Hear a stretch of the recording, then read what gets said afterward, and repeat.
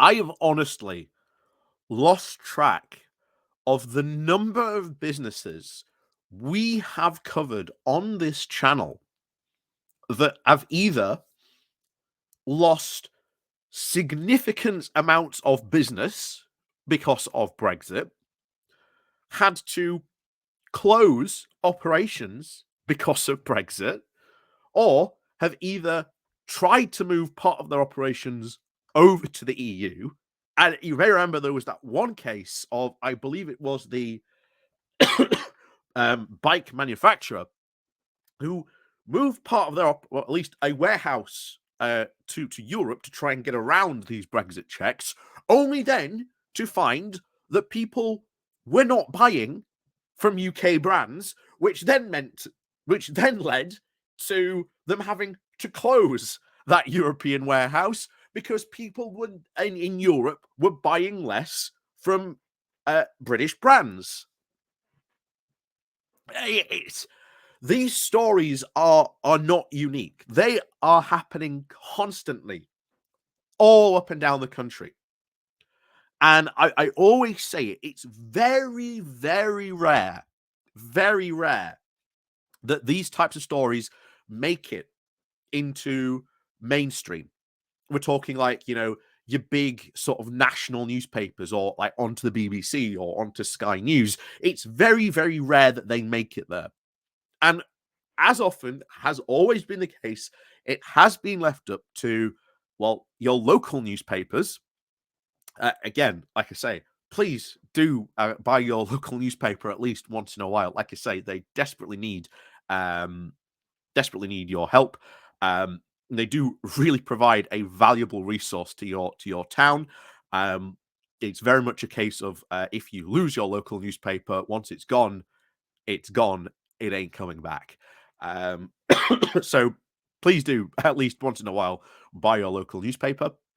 And of course, regional newspapers as well. We've covered things like the Yorkshire Post or the Yorkshire Evening Express, sometimes stories from there covering what's happened to sort of Yorkshire businesses.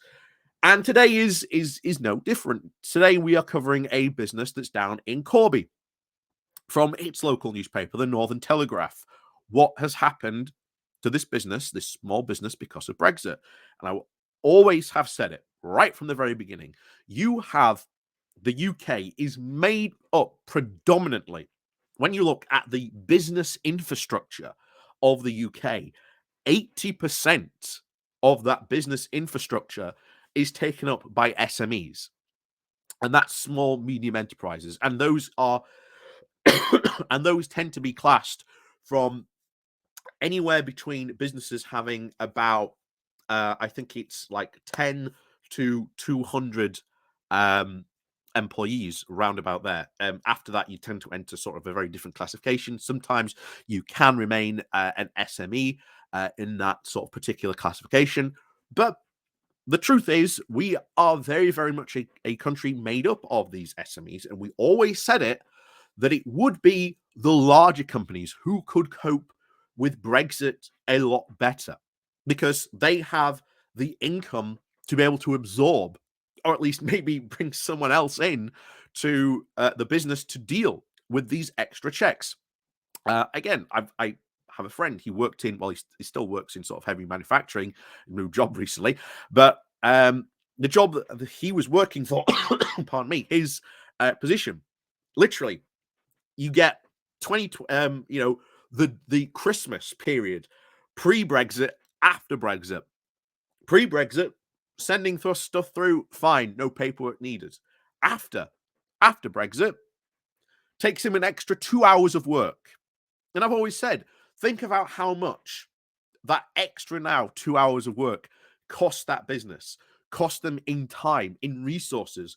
The paperwork, as we said before, is not free. That cost them as well. And also having to follow all the extra rules and laws and regulations cost them money. And that was a business that was at least able to absorb and take those costs and maybe even pass that cost on to the end customer. But then you get businesses like this that can't absorb those costs.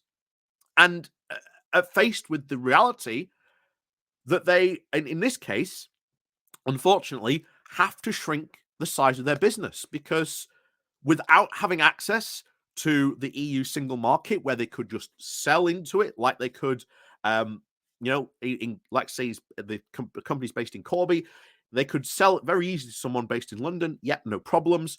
It's as easy as someone to sending it to Paris. No problem. Off it goes. No problem. But now that's not the case. And as a result, they have seen their market shrink. Their potential market where they could sell into is gone. So, unfortunately, as we've said before, this will be what is happening to a lot of businesses through up and down the country, without a doubt.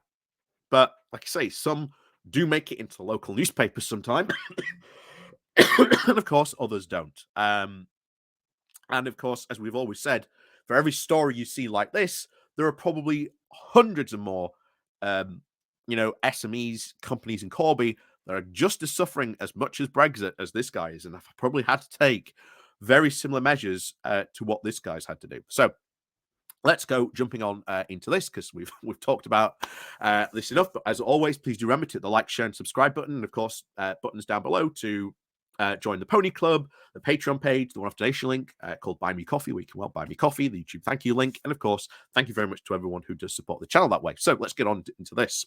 So, Brexit has destroyed online vintage businesses. BLOC Vintage closes its Corby store. Adam Chandler, the co-owner of BLOC Vintage, inside the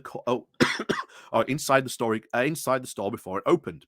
Corby's BLOC Vintage store has closed as the business prepares to scale down its operation.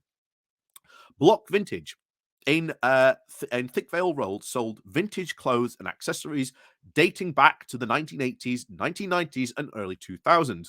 And they have decided to scale down their business in order to spend more time as a family, but say the decision is also because Brexit has made their business far more difficult to run.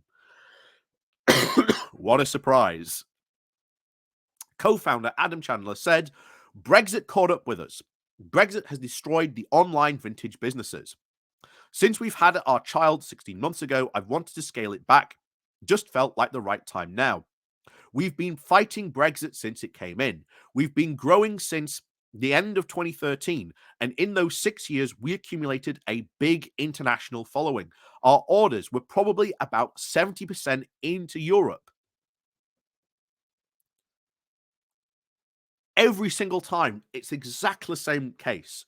You see businesses that were able to grow these big European followings because we were part of the single market and customs union. And now, because we're not in the EU, not in that structure, gone. I mean, 70% of this guy's business was selling into Europe. And of course, Brexiteers, oh no, that's fine. He'll just have to sell to the UK and these emerging markets. It doesn't work that way. Do you think this guy's going to suddenly start selling vintage clothing to America or Brazil or or Australia? No, it doesn't work like that. Not at all.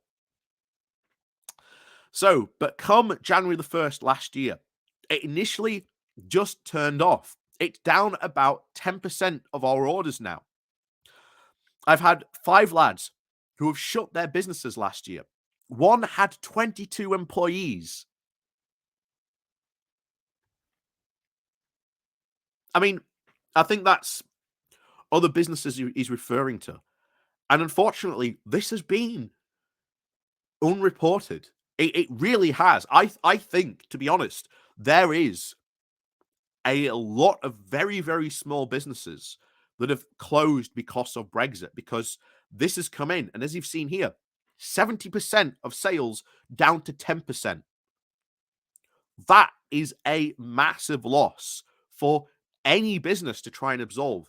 And I think that if there's a journalist out there, go look into this, because I think this would be a massive, massive story.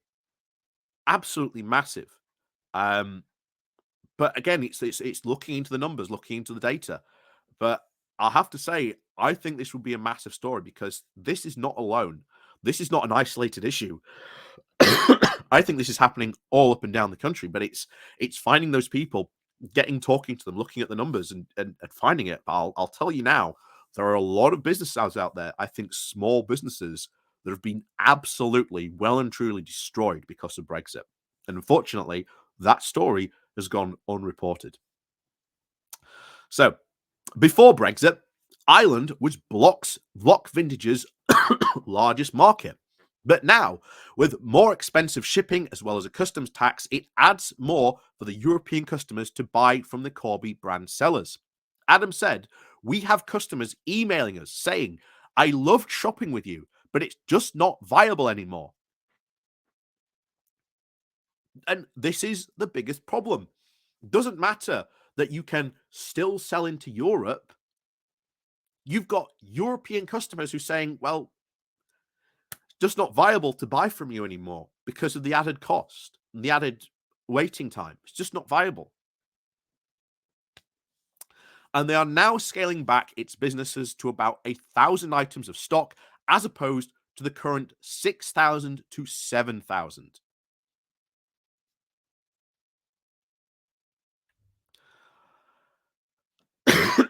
It's unbelievable. That is a massive hit. That is a massive hit to a business. Absolutely. And it'd be fascinating. I don't know whether I would ever, if this guy ever sees that, but I would love to know, dig into this comment that he said. I know 5 lads who've had to shut their business last year. One had 22 employees. I would love to know what those businesses were. If there was a way to get in contact with them and find out what were the reasons behind shutting their businesses. That would be fantastic information to sort of know and see. But like I say, I really do think there is a story behind this, and I think it would be massive. I really do. Because if you've got these small businesses who very often have closed because of this. I mean, if you've seen here, 70% of their business going down to 10.